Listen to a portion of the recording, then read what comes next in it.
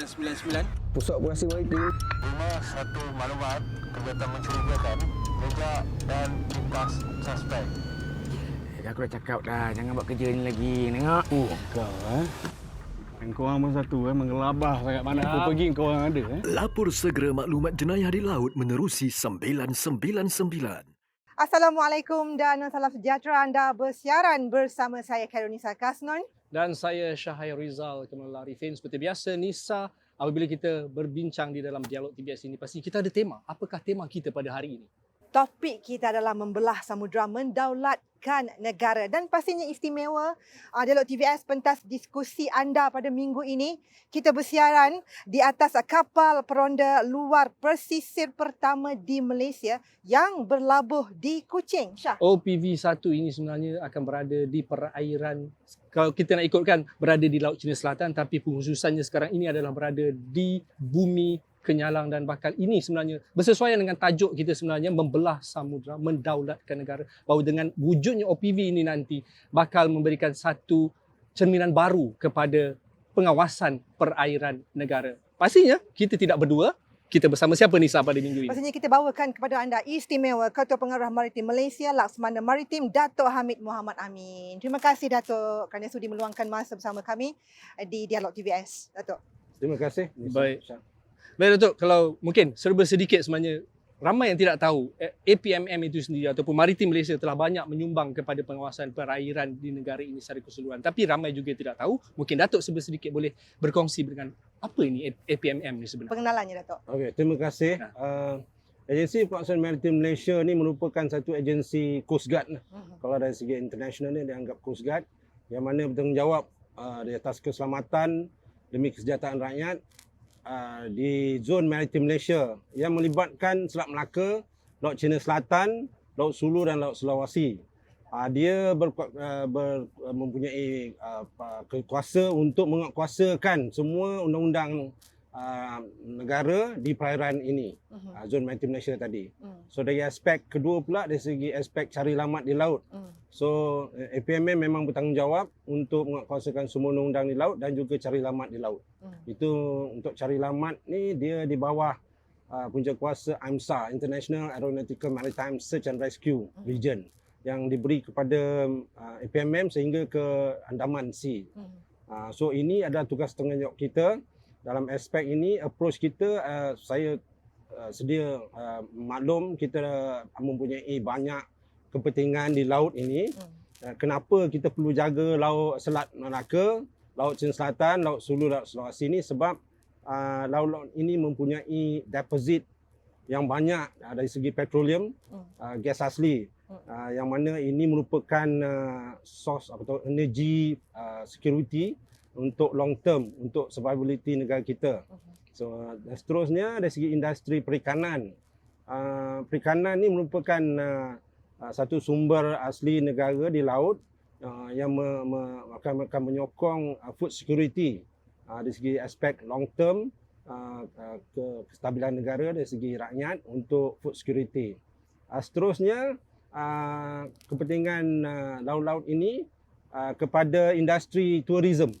Ya, tourism kita akan memberi banyak impak ekonomi kepada negara juga. Jadi tugas APMM lah untuk jaga, memberi keselamatan di perairan negara. Seterusnya, kalau kita tengok di peta dunia, Selat Melaka, Laut Cina Selatan ni merupakan laluan antarabangsa. Trading antara kapal-kapal perdagangan daripada Amerika, Europe, ke timur, ke China, ke Korea dan Jepun dan sebaliknya. So laluan ini yang sangat penting. Kalau tak selamat, ini akan memberi impak negatif kepada negara dari aspek menjaga perairan ini untuk laluan antarabangsa. Ini sangat penting kepada antarabangsa lah. So aspek ini dia memerlukan satu agensi yang efektif lah. So maknanya yang tadi itu kata kita kena berada di laut kan. So aspek ini memang teras operasi itu adalah salah satu dia ever present. Salah satu ever present maknanya APMM kena berada di laut inilah. Ya. So kena berupaya dari aspek keberadaan tu. Dan teruskan Datuk. dan seterusnya yang kedua adalah selepas ever present tu adalah dari segi deterrent. Dengan hadirnya aset-aset laut, udara, FMM di perairan negara, kita memberi cegah rintang lah kepada semua orang lah. Jangan buat jenayah di laut Malaysia lah. Kan ini melibatkan semua akta lah kan. Akta perikanan yang melibatkan bot nelayan asing yang menceroboh, akta-akta lain, penyeludupan dan sebagainya. So seterusnya dari segi nak menentukan kita dapat melaksanakan tugas ni ever present dan semua sekali itu kita kena ada maklumat lah. Jadi approach seterusnya adalah maritime domain awareness. Maritime domain awareness ni FMM ni kena tahu apa yang berlaku di laut, apa di Selat Melaka, apa di utara Selat Melaka, apa berada perairan di Tawau contohnya, ataupun di Kudat atau di mana saja. So kita melaksanakan aktiviti-aktiviti maritime domain activities kepada semua kita punya stakeholder lah, dan juga community maritim lah, terutamanya community maritim, dengan engagement dengan mereka. Dan seterusnya adalah forward reaching, upayaan kita hingga menjangkau zon ekonomi eksklusif Dua Ratu Batu. Ini OPV kita ni. Dia multiplier force kita, dengan mana adanya OPV ni dia boleh bawa helikopter, and then capability dia boleh merangkumi mengawal seluruh 200 batu nautika zon ekonomi eksklusif yang di bawah zon maritim Malaysia. So ini adalah sangat penting. Ini merupakan kita punya trust untuk operasi kita lah. Sebelum kita pergi lebih lanjut mengenai OPV ini, sebenarnya ramai juga yang bertanyakan, Datuk ada maklumkan APMM ni, maritim ini adalah menjaga laut perairan negara. Apa bezanya dengan Tentera Laut Diraja Malaysia, dengan Coast Guard, Dengan agensi lain. dengan Okay. agensi Tadi lain? you sebut Tentera Laut kan? Ya. Kawan saya tu, Panglima Tentera Laut Seri Rahman. Ya. Okey, dia bezanya bagus lah. Saya dulu Tentera Laut 23 tahun setengah dan sekarang masuk 19 tahun dalam FMM lah, Coast Guard. Saya tahu beza dia. Satu, saya nak pertama adalah Tentera Laut dia handle an intrusion of foreign warship. FMM will handle encroachment of foreign fishing vessel. Okay. Tentera Laut dia ada firepower. Okey. FMM ada legal power. So dalam aspek ni sebenarnya Tentera Laut ni dia handle defense. FMM handle enforcement. Okey. Ini semua di bawah umbrella sovereignty, kedaulatan negara. Kita kena sama-sama. Baik agensi lain pun memang ada fungsi masing-masing. So kita tak ada isu masa peacetime role ni. Saya duduk Tentera Laut, saya tahu secondary role untuk tentera adalah membantu agensi sedia ada. Memang kita ada kerjasama. Saya ada masalah, saya akan hello saya punya kawan Tan Sri Rahman untuk bantu saya lah. So contohnya masa perang, kita bagi contohnya masa Op Daulat dulu. Op Daulat tu kawasan timur Sabah ni telah kita gazet sebagai kawasan keselamatan. So FMM masa tu diletak bawah Tentera Laut.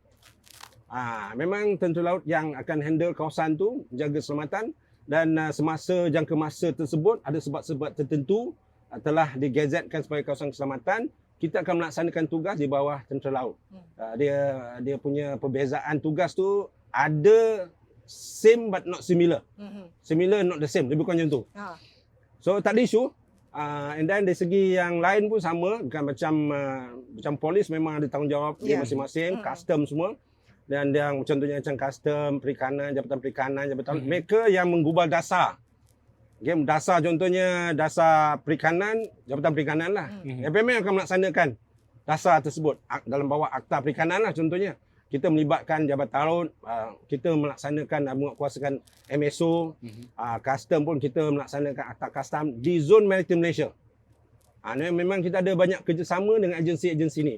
Contoh ni baru-baru ni memang saya dah berjumpa dengan Ketua Pengarah Custom dan kita dah ada lama operasi bersama, dipanggil Op Kasma. Dan contohnya dengan Jabatan Perikanan pun sama. Op Madof Maritim, Department of Fishery, dan dengan even Jabatan ataupun SPRM pun sama, kita ada kerjasama. Semua kita ada kerjasama agensi. Ini adalah sangat penting because ini adalah the whole government approach. Ya, jadi kita agensi ni memang bekerjasama untuk menentukan keselamatan di laut ni. Yang tadi saya kata tu, at the same time kita juga ada maritime community activity bersama semua maritime communities yang berada di negara ini, termasuk perkapalan, persatuan perikanan. Kita bantu mereka dalam menentukan keselamatan mereka terjamin lah untuk gunakan di perairan Malaysia. Saya nak tambah sekali, ada segi aspek tu. Silakan Datuk. Dari segi tugas ni, saya memang bagi tahu saya punya warga ni, kita punya approach daripada five line of Mao Zedong, iaitu proaktif, reaktif, mass mobilization, internal allies, external allies.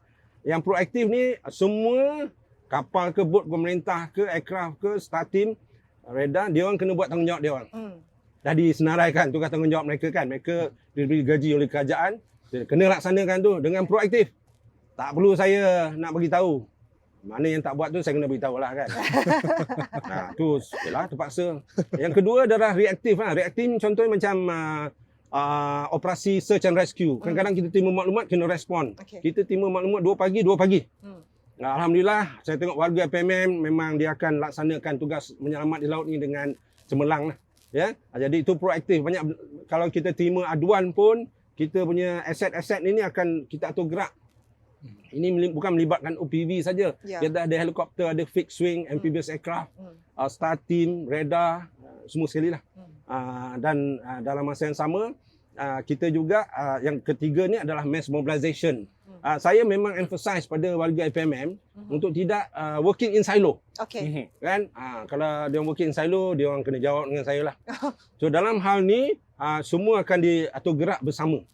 So dalam masa yang sama ialah kita melibatkan semua agensi jugalah. Okay, saya pergi seterusnya adalah nombor 4. Jadi proaktif, reaktif, mass mobilization kan. Yang keempat ni adalah internal allies. Internal allies ni yang tadi lah. Tentera laut, jabatan laut, yang berkaitan dengan laut lah. Even pejabat ataupun JT Kuching ni pun pelabuhan memang kita very close lah. That's why kita terima kerjasama dari sini, kita boleh merapat di sini buat sementara waktu. Sementara kita nak bina JT. Ada strategi lautan biru lah di situ. Yes. Itu dipanggil the whole government approach lah. Kan kita nak. Dan pastinya ada yang ada lagi tak ni. Nombor 5 tu sebenarnya sebelum yang nombor 5, sebelum Datuk terangkan berkenaan dengan nombor 5 tu, sebenarnya saya nak bertanya berkenaan dengan aset. Sebab OPV ni besar Datuk sebenarnya. Sangat besar, tapi mungkin ada yang ramai tertanya-tanya kenapa nak besar sangat kalau setakat nak meronda. Tapi jawapan tu Datuk tahan dulu kerana kita ingin berhenti rehat. Oh ya ke? Seketika. Jadi kepada penonton sabar, jawapan tu akan diberi oleh Datuk Laksamana Maritim kita sebentar lagi. Jangan ke mana-mana, hanya dalam Dialog TVS. Tahukah anda, kerja cari gali di pelantar minyak luar pesisir pantai merupakan salah satu aktiviti yang paling berisiko tinggi dan berbahaya. Aktiviti pencerobohan di kawasan pelantar minyak seperti ini merupakan tindakan yang salah di sisi Undang-Undang Malaysia. Kawasan pelantar minyak merupakan kawasan larangan yang telah diwartakan di bawah Akta Kawasan Larangan dan Tempat Larangan 1959. Pada mereka yang menceroboh, sekiranya ditangkap dan didapati bersalah, mereka boleh dikenakan maksimum penjara 2 tahun atau denda RM1,000 ataupun kedua-duanya sekali. Tindakan menceroboh kawasan pelantar minyak bukan sahaja memberi risiko berbahaya kepada penceroboh, malah ianya menggugat keselamatan pekerja pelantar. Oleh itu, alihkan perhatian anda ke kawasan yang lebih selamat sebagai tanda sokongan kita kepada wira kita di pelantar minyak dan gas negara untuk menjalankan tugas selamat dan terus memenuhi keperluan tenaga negara.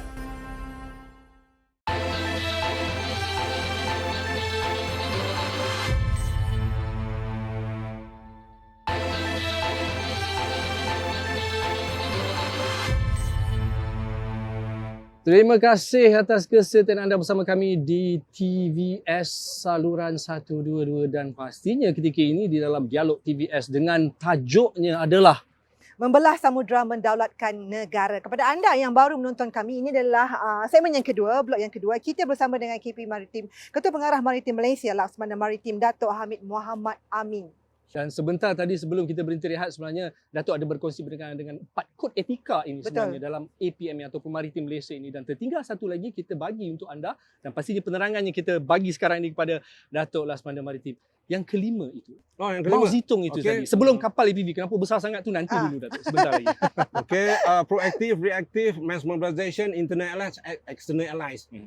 Because macam saya sebut tadi, negara Malaysia ni, Semenanjung Sabah Sarawak, diletak di tengah-tengah laluan antarabangsa, perdagangan antarabangsa, melibatkan kuasa-kuasa besar, Amerika, China, Jepun, semua. Jadi even Europe. Jadi kita kena mengambil kira itu semua dengan mengambil kira mereka ni berminat untuk ambil tahu macam mana kita laksanakan tugas. At this moment, alhamdulillah, ramai yang dah jumpa. Maknanya external allies ni contohnya US Coast Guard, Australian Border Force, Bakamla, Basarnas, Polri, Indonesia, Batu Timex, Philippine Coast Guard, Vietnam Coast Guard, Singapore Police Coast Guard, semua ni. And then dalam masa yang sama juga ada pihak daripada Eropah juga interested untuk mengambil tahu apa yang kita buat.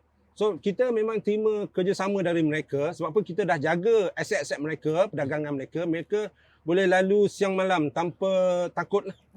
Mungkin pada masa dulu sebelum penubuhan FPMM ni 2004, masa tu saya dalam tentera laut. Semasa tu Selat Melaka ni digazetkan oleh Eropah yang kawasan ni kawasan zone of war, perang. Why? Semasa tu ada tahun tu 41 kes rompakan pelanunan di Selat Melaka saja. That's why salah satunya negara kita tubuhkan PMM ni. So very effective, berkesan. Now mereka engage kita. Contohnya ada negara besar datang jumpa kita, dia tengok kita boleh buat, kita ada surveillance radar, swasla dipanggil di Selat Melaka. So dia offer belikan kamera baru, kamera yang lebih baik, digital yang lebih kita kenal pasti. That is why kita very effective now Selat Melaka dan juga Laut Cina Selatan ini. Dan ada yang sanggup bagi kita kapal OPV. Okey, sebelum ni tadi kita kata ni yang pertama, ni Malaysia buat lah. Okey, sebelum ni kita ada 2 OPV yang diberi oleh Tentera Laut. Iaitu KM Langkawi dan juga KM tu kapal maritim KM Langkawi dan KM Bangi. KM Langkawi berpangkalan di Kuantan, KM Bangi berpangkalan di Kota Kinabalu. Selepas tu pihak Jepun, negara Jepun, ucap terima kasih dengan pihak Jepun, dia bagi kita 2 OPV dan 1 Petrocraft, kapal ronda. So OPV yang pertama adalah KM Arau, sekarang ni berpangkalan di Kota Kinabalu. Sekarang dia berada di laut sekarang ni, berjaga bertimpa tinggi ahli dan juga terus gugusan sebarang peninjau di perairan Sabah lah, pantai barat Sabah. Yang kedua adalah KM Pekan, berpangkalan di Kuantan. Dia juga sekarang berada di laut, menjaga zon ekonomi eksklusif. Especially now dengan cuaca buruk ni, mereka perlu berada di sana. Dia kapal besar kan. Itu yang 2 dia bagi. Jadi 2 daripada Navy tu, 2 daripada OPV daripada Jepun tadi. Now ini yang kelima lah. Saya harap kita maklumkan tadi pun yang kapal OPV 2 dan 3 tu dalam proses kerajaan akan bina dengan baik lah. Keseluruhannya 20 lah tu. Okey, untuk perancangan OPV ni, kita perlu OPV ni sebenarnya sebab kawasan kita luas. Kita kena jaga petrol pump kita ni. Nanti kita kena jaga Petronas punya platform. Kita kena jaga Shell. Ini merupakan kita punya resources lah, kan? And then gas asli yang mana menjana ekonomi pada negara dan juga perikanan. So that's why kita kena jaga 200 batu nautika ni mengikut international law. Kita boleh claim sampai 200 nautical mile from kita punya baseline. So dalam hal ni ini merupakan perancangan dan kajian daripada kajian kita untuk strategik 2040. FPMM kena ada 20 buah OPV. Saya dah bentangkan ini dengan Yang Berhormat Menteri, Kementerian Dalam Negeri, mereka setuju. Sebab apa? Contohnya satu sektor di Sarawak ni saja. Sarawak ada 3 sektor. Sektor Kuching, sektor Bintulu dan Miri. Dia luas. So contohnya Kuching ni saja. Sepatutnya dia ada 3. Why? Satu sekarang patut di laut. Kan? Satu sekarang ni di jeti macam ni. Satu lagi di limbungan untuk senggaraan. Yang macam tu. So setiap sektor tu at least 3. Tapi tak apa, memang kita campurkan bersama dengan kapal ronda. Kita pun perlu kapal ronda untuk menjaga Selat Melaka yang mana tak memerlukan kapal besar sangat. Tapi kapal ronda dan juga pantai timur Sabah. Untuk selatan Sabah memang kita akan allocate juga OPVs. Itu perancangan kita bila kita dah berapa 2 kapal OPV kita sedang dalam seggaraan pembaikan KM Langkawi dan KM Bangi. Satu lagi kita akan tergerak di Laut Sulawesi untuk menentukan keberadaan dan juga kedaulatan negara kita lah. Yang tadi yang saya sebut, kenapa kita ada industri yang membantu menjana negara kita lah. Industri perikanan, food security for long term, industri petroleum, industri gas asli, ini adalah energy security for long term. Lepas tu industri tourism dan seterusnya sea lane of communication, memberi laluan yang selamat dan yang selamat dan juga sejahtera kepada semua dunia lah, semua negara lah. Itu. Dan bukan saja negara itu saja, banyak negara lagi yang nak bekerjasama dengan kita. Saya akan kaji daripada satu persatu. Itu yang kita nak tanyakan, Datuk. Sebenarnya apa sebab sebenarnya? Mungkin ada langkah pengawasan di perairan wujudnya keberkesanan itu. Keberkesanan bagaimana? Mungkin ada cabaran sebelum ini yang pernah ditangani oleh APMM sehingga negara luar melihat Keperluan. credibility Yes. APMM itu sendiri. Okey.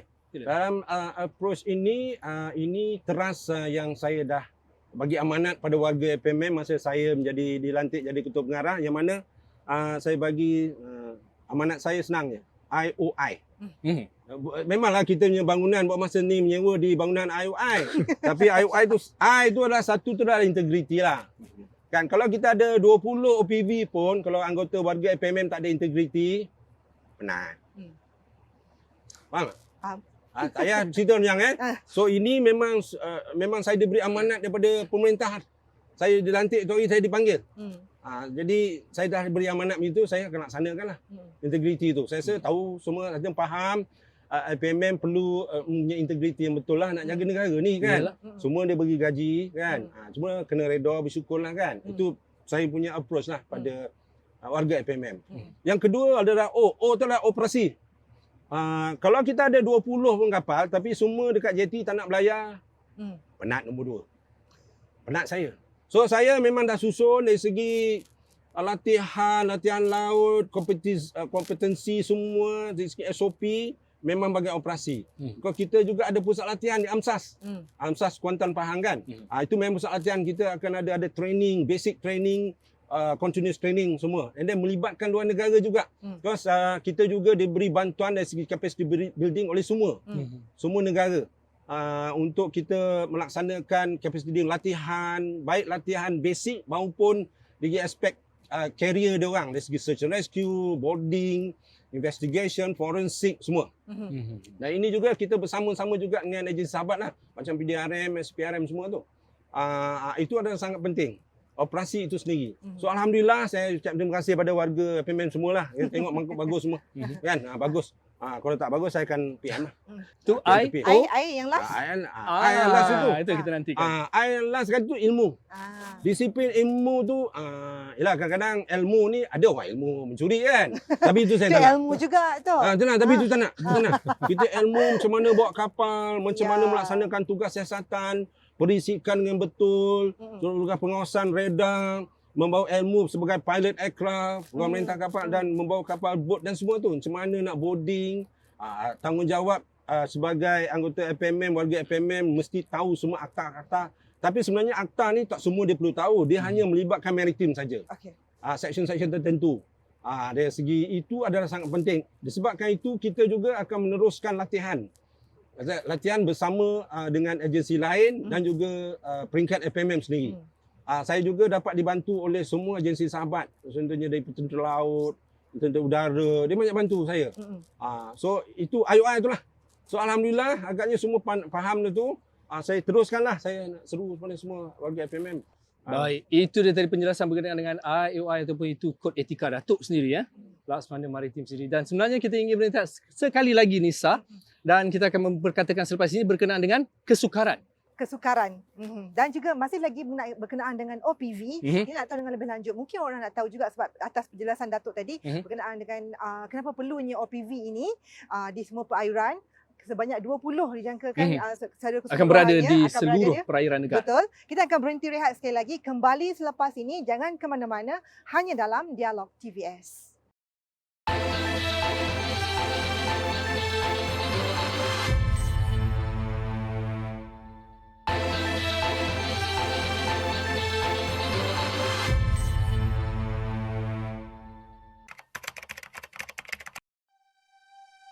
Setiap pagi ke laut, teguran arwah yang terakhir itu pasti menyapa diriku. Ayah, nah. Tak payah, kita nak pergi dekat je ni.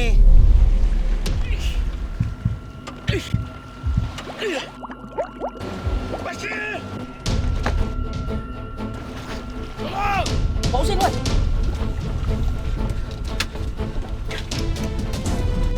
Satu kali isyarat kecemasan melalui PLV telah dikesan. Maklumat diterima, kami sedia dia akan gerak. Over. Detik hitam ini ternyata telah memberi kesan mendalam terhadap kehidupan kami. Sebelum ke laut, sungai atau tasik, Sila pastikan keselamatan diri anda, anak-anak kapal dan penumpang sentiasa diutamakan. Baik, bertemu kembali dalam Dialog TVS. Tadi kita membawakan topik pada minggu ini, iaitu membelah samudera mendaulatkan negara. Pastinya kalau anda yang baru nonton kami, ini adalah segmen kita dah bersiaran selama setengah jam. Hampir setengah jam sebenarnya. Hampir setengah jam sebenarnya, Syah. Kita bersiaran sebenarnya di atas kapal peronda luar pesisir pertama di Malaysia. Dan sebelum kita berrehat, kita nak bercakap mengenai kesukaran APMM ni. Sebelum kita mengulas lanjut mengenai kesukaran yang dihadapi oleh APMM ni, sebenarnya saya nak tanya kepada Datuk sebenarnya. OPV ini diperlukan, tapi kenapa OPV ini sebesar ini hanya untuk meronda, Datuk? Mungkin Datuk boleh perincikan dengan lebih lanjut, Datuk. Cuba sedikit, Datuk. Okey, keperluan OPV ini berdasarkan kepada ancaman, bukan pertahanan lah, bukan ancaman perang, ancaman security. Yeah. We are talking about cross border crime. Bahasa Malaysia dia jenayah lentas padan lah. Okay. So ini akan berlaku dua batu sana tu. So kita perlukan satu aset yang boleh sustain 21 hari di laut. Kapal ni boleh. Okay. Dan dalam masa yang sama saya kata kita punya thrust operasi itu forward reaching. Dia boleh bawa helikopter. Dia juga ada interceptors, ada 3 bot. Bawah ni kita ada satu lagi fast interceptor craft yang mana kita boleh launch daripada stern of the ship. So kita ada radar dan keupayaan semua, dan juga dalam masa yang sama kapal ini juga boleh memadamkan api. Dia ada water cannon, ada 3 water cannon, boleh memadamkan api jika berlaku kebakaran di laut lepas dan juga di pelabuhan lah. Jadi keupayaan itu sangat penting. Forward reaching tadi yang berupaya dan berada di laut untuk menjaga keselamatan negara. Ini melibatkan semua ancaman lah.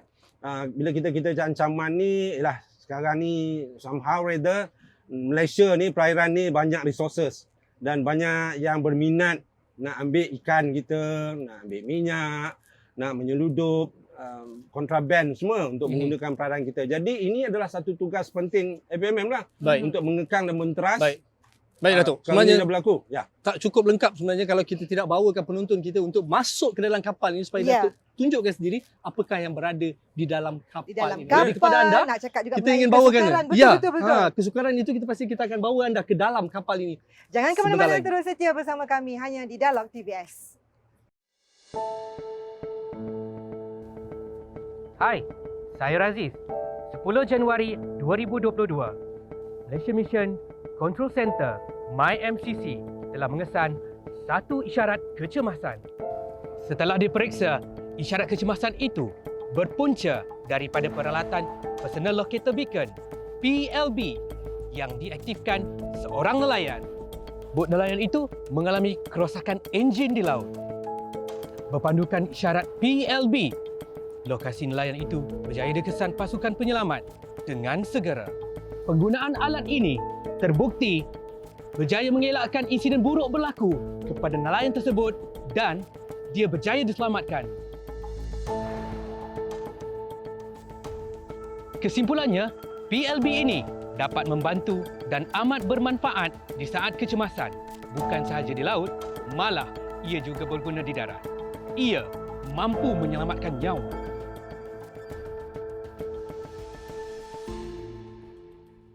Okay, baik. Sekarang ni kita ingin bersama dengan Datuk Laksamana Maritim yang akan membawa kita ke anjung kapal OPV 1 ini.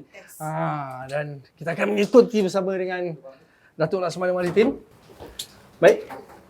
Okey, kita akan terus masuk ke anjungan bridge. Ya. Ini merupakan pusat perintah dan kawalan yang dilaksanakan oleh pemerintah kapal lah.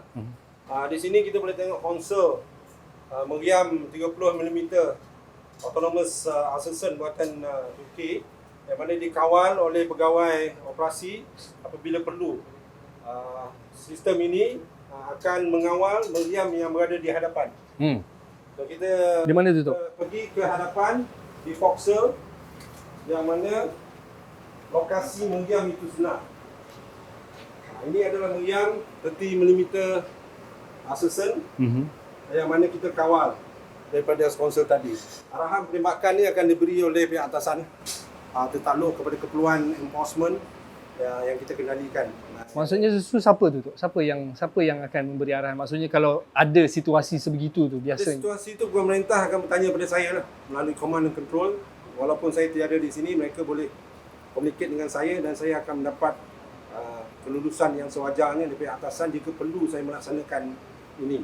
Dan ini juga fungsi dia sebagai self defense. Ni bukan seperti dalam movie yang ada yang cakap kita pasal tunggu ada butang satu, ada kunci dan sebagainya. Kena tunggu kunci sana buka baru sini kunci boleh buka, tak ada. Dia ada dikawal di konsol tadi dan pegawai itu akan menerima arahan daripada pemerintah. Pemerintah yang kita pilih ni memang semua yang bagus-bagus. Selain daripada meriam ni kita ada juga senjata-senjata yang lain seperti GPMG, rifle dan pistol untuk penggunaan ataupun melengkapkan anggota-anggota warga kapal ini untuk melaksanakan tugas apabila mereka berada di laut luas melaksanakan tugas penguasaan maritim di laut Selat Melaka, Laut Cina Selatan, Laut Sulu dan Laut Sulawesi. Tentu Nisa kan tadi Nisa kita ada katakan tentang kesukaran. Yes, cabarannya Walaupun tak ada kita tak tahu sebenarnya ada senjata sebenarnya ataupun tidak di kapal OPV, tapi ada penceritaannya di situ. Ya. Okey, ya kita memang ada senjata ini dilatih, ini salah satu tugas kita. Daripada segi aspek mempertahankan diri, kita perlu ada pasukan ini merupakan pasukan keselamatan. So seterusnya kita pergi ke konsol. Ini bridge anjungan saya kata tadi adalah pusat kawalan pemerintahan kapal ini. Di sini ada semua ada konsol untuk engineering, electrical, communication, navigation, complete di sini.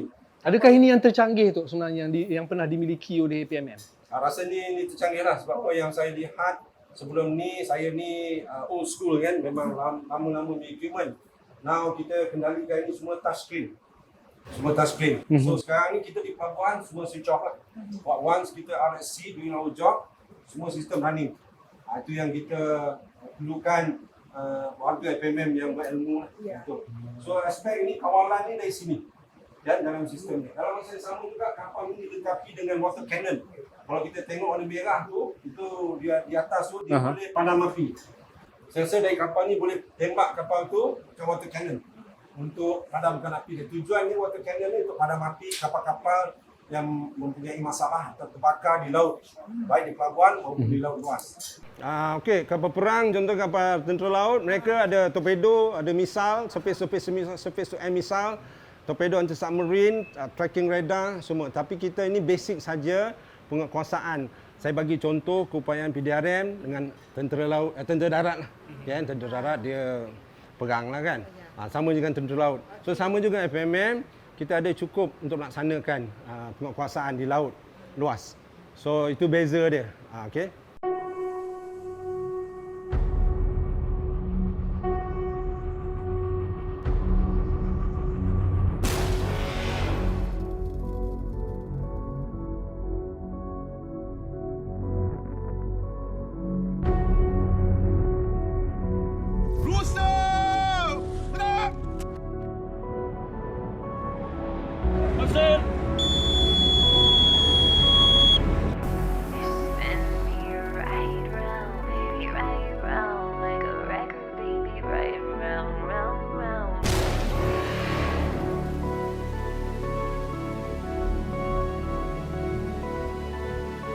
Menjamin kesejahteraan dan keselamatan maritim, Agensi Penguasaan Maritim menjalankan tugas tak berjemu melibatkan aset di laut dan juga aset di udara.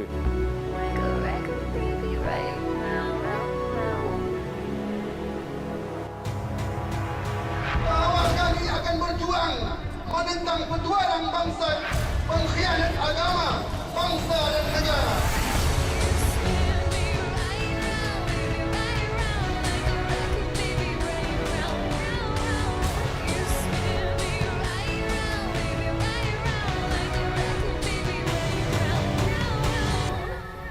Kita sendiri boleh tengok bagaimana agresifnya agensi ini dalam memastikan sempadan maritime kita terjaga.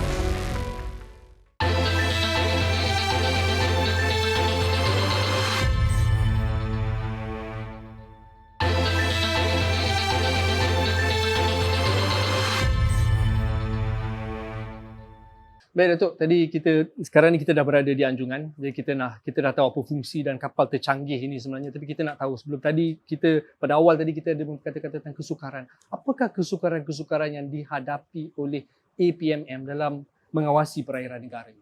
Kalau boleh dikongsikan Datuk. Okey, saya berpandangan itu cabaran bukan kesukaran. Dari cabaran ni kita kena respon atau baik naik tarafkan ataupun membaik pulih apa cabaran yang kita hadapi ni.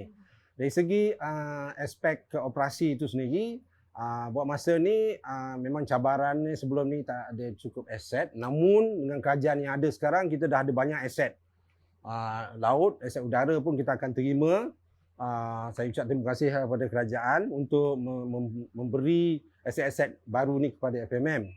Namun dari segi aspek keselamatan penguasaan, keselamatan di laut, cabaran dia, artinya semua tahu mengenai pencerobohan bot nelayan asing lah yang menceroboh kawasan kita sampai ke peringkat ada sindiket. Mereka sampai ada juga sindiket yang menjual minyak, menjual kontraban melibatkan dadah, menyudut dadah dan wokok-wokok secara haram.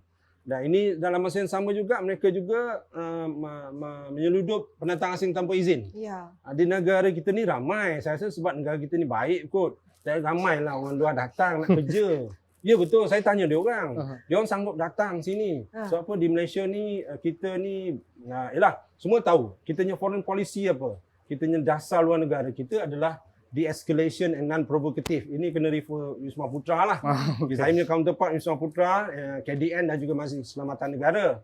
Berapa baguslah. Itu bagus. Kita tidak ganas dan kita baik lah.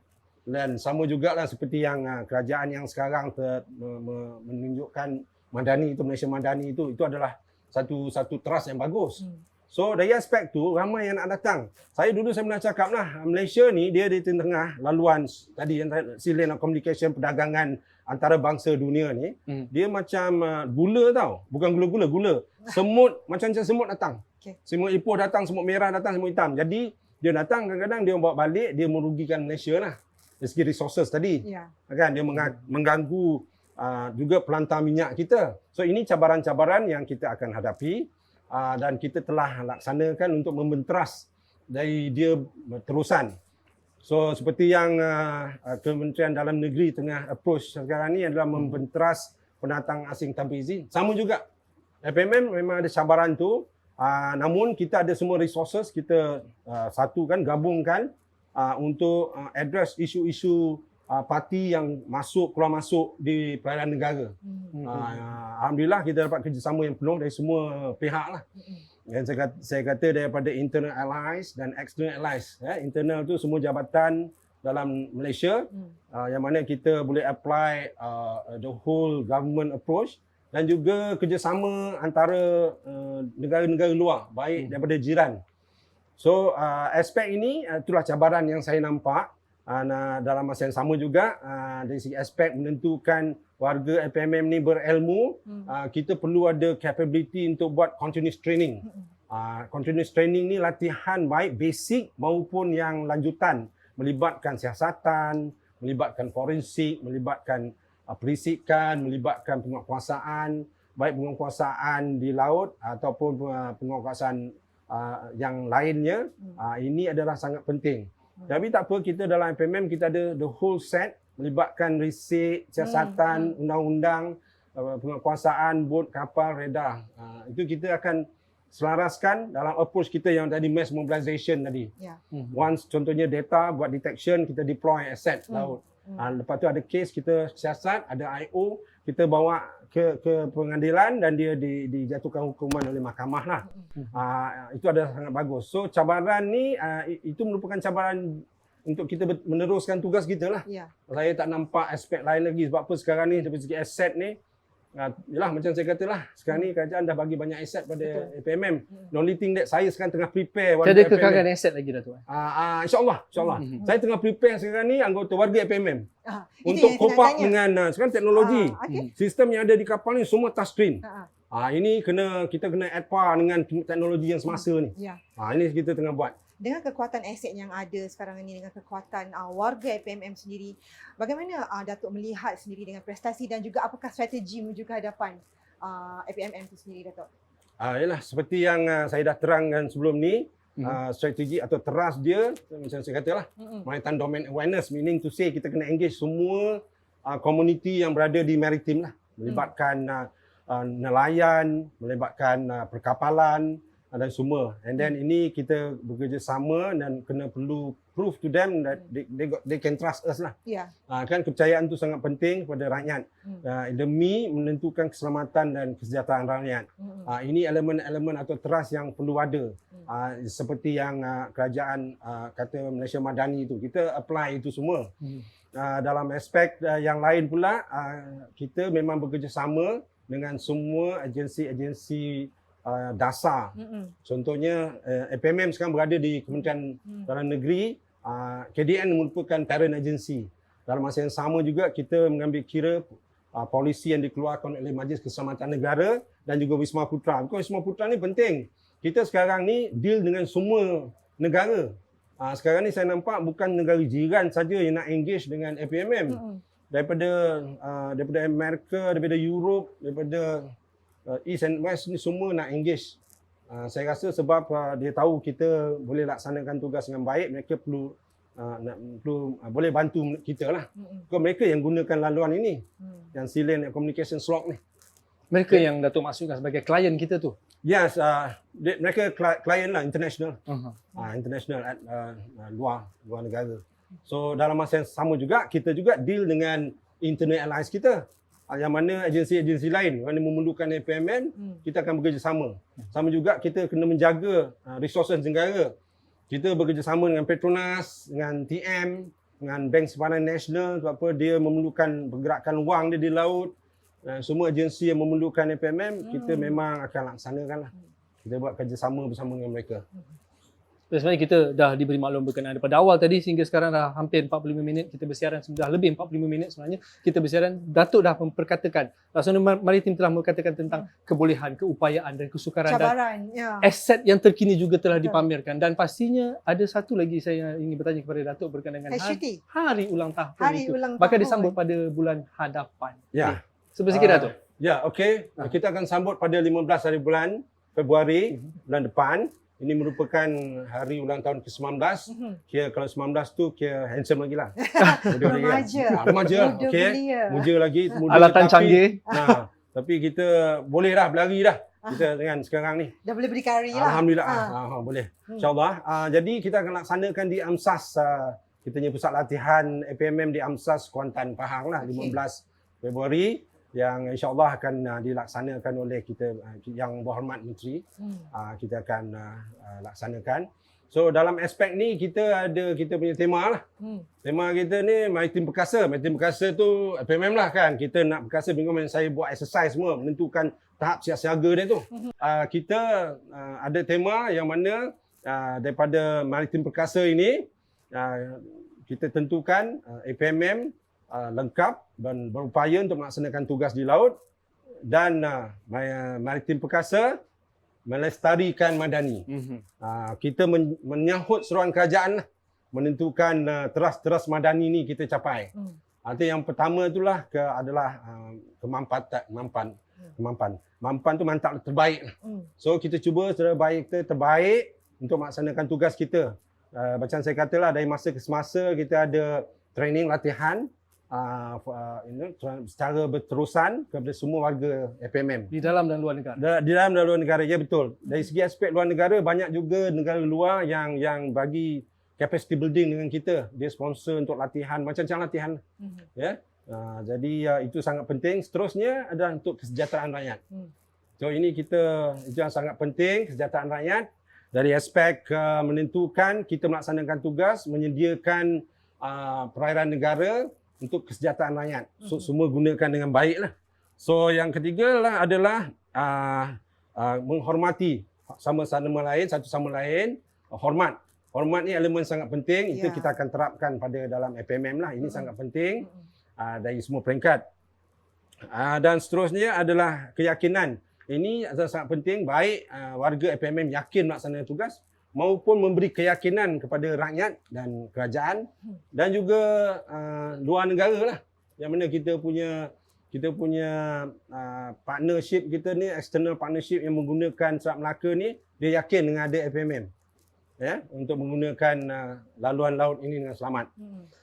Seterusnya adalah ihsan. Kita dengan cara madani ni kita akan mengambil kira lah kebajikan, baik kebajikan rakyat, baik kebajikan FMM sendiri lah, warga FMM sendiri.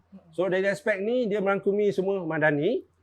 Jadi tema kita tahun ini adalah sangat penting lah untuk mencapai apa yang di Maritim Perkasa Melestarikan Madani. Jadi bersempena dengan sambutan itu nanti mungkin terlalu awal, tapi mungkin juga boleh kalau Datuk ingin mengambil kesempatan untuk mengucapkan selamat hari ulang tahun awal sebelum terima kasih. Harinya.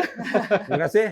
Saya dengan sukacitanya lah ingin mengucapkan selamat hari ulang tahun yang ke-19 kepada semua warga maritim lah. Termasuk yang berada di laut, termasuk di udara, yang bertugas dan di mana saja berada. Teruskan tugas-tugas murni ini adalah tanggungjawab yang diberi tanggungjawab yang perlu kita pikul bersama lah. Ya, saya nak beritahu warga ni. Dan alhamdulillah saya nampak now semua boleh meningkat dengan baik. Saya pun terima maklumat dari luar dan dalam dan mahu juga daripada kementerian, kita di landasan yang betul lah. Ya. Apabila bercakap mengenai dengan hari ulang tahun, Datuk, biasanya bila kita sambut hari ulang tahun ni di mana-mana agensi dia akan ada hari terbuka. Adakah FMM sendiri ada membuat hari terbuka kepada orang awam untuk hari bertemu pelanggan? Bertemu pelanggan. Ya, memang kita ada approach itu kita akan buat di Terengganu. Dan itu dalam perancangan kita, memang dalam kita punya program. Bersama memang akan ada engagement dengan rakyat supaya rakyat lebih tahu apa sebenarnya ni maritim. Memang itu dalam perancangan kita. That's good. Baik Datuk, akhir kata Datuk kepada penonton. Sebenarnya Syah, daripada awal lagi saya nak tanya. Pastinya penonton semua nak tahu juga kenapa Syah berpakaian full uniform. Jadi sebab biasanya kalau kita nak download TVS, Syah akan pakaian seperti biasa. Apabila hari ini kita bersiaran bersama dengan maritim, especially dengan Kereta Pengarah Maritim, pastinya orang ramai tanya, kenapa Syah juga berpakaian uniform maritim ni? Saya bukan pasukan sukarelawan maritim Malaysia sebenarnya, di bawah naungan Datuk Laksamana Maritim sendiri. Jadi untuk menyertai pasukan sukarelawan maritim Malaysia ni adalah dibuka. Dibuka kepada orang. Memang dibuka berperingkat-peringkat. Memang kita ikut lokasi. At this moment memang ada di universiti pun ada di lokasi yang saya tahu yang mula-mula fasa pertama tahu daripada Pulau Pinang, lepas tu Selangor, now cross the board Sandakan dan juga Kota Kinabalu. Dan slowly kita akan mempertingkatkan keupayaan tu untuk berada di Kuching. InsyaAllah kita dalam perancangan kita, tapi kena berperingkat-peringkat lah mengikut peruntukan. Mungkin sebut sedikit, apakah peranan pasukan sukarelawan maritim Malaysia ni, Datuk? Selepas ini boleh membantu. Ya, boleh. Contohnya jika sekiranya betul di sini kan, kalau kita ada pasukan sukarelawan seperti Tuan Syah ni, kalau pelaksanaan search and rescue contohnya, kita akan tanya Tuan Syah dan juga mana yang pasukan sukarelawan tu boleh bantu kita punya anggota. Because at this moment kita memang ada aset. Saya fokuskan aset-aset laut kita ni, radar ke pesawat ke kapal, bot yang perlu maksimum kru lah, anggota. Nah, kita memang menghadapi kekurangan anggota, namun di pengkalan. Dan ini yang kita akan minta bantuan mengikut keperluan. Kalau berlaku search and rescue di Kuching ini, mungkin Tuan Syah kita minta tolong bantu sekali lah 2-3 orang untuk buat berada di pusat SAR tu di tepi laut yang kita koordinate semua dengan agensi lain. Contoh begitu dan lain-lain lah. Keperluan yang FMM buat lah. Enforcement dia akan support. Baik. Saya rasa itu penutup bicara sebenarnya, Nisa. Dah lengkap sebenarnya siapakah dan apakah APMM ini secara keseluruhan. Kita ingin ucapkan terima kasih kepada Datuk Laksamana Maritim Datuk Hamid Muhammad. Terima kasih kerana sudi bersama kami meluangkan masa membawa tour kami di OPV1 ni. Kapal tercanggih APMM. Betul. Pastinya kita cukup bertuah, Syah. Dialog TVS cukup bertuah kerana berpeluang untuk sama-sama melihat sendiri secara dekat OPV1 ini. Okey. Dengan itu, saya Syahir Zakim Arifin dan saya Karen Sartasma. Seperti biasa, sekiranya anda ada topik yang ingin kita bicarakan, kita diskusikan di pentas Delok TVS ini. Jangan lupa untuk hantar pandangan anda ataupun cadangan anda di semua platform media sosial kami. Dengan itu, Assalamualaikum dan salam hormat. Terima kasih kerana menonton. Kita jumpa lagi.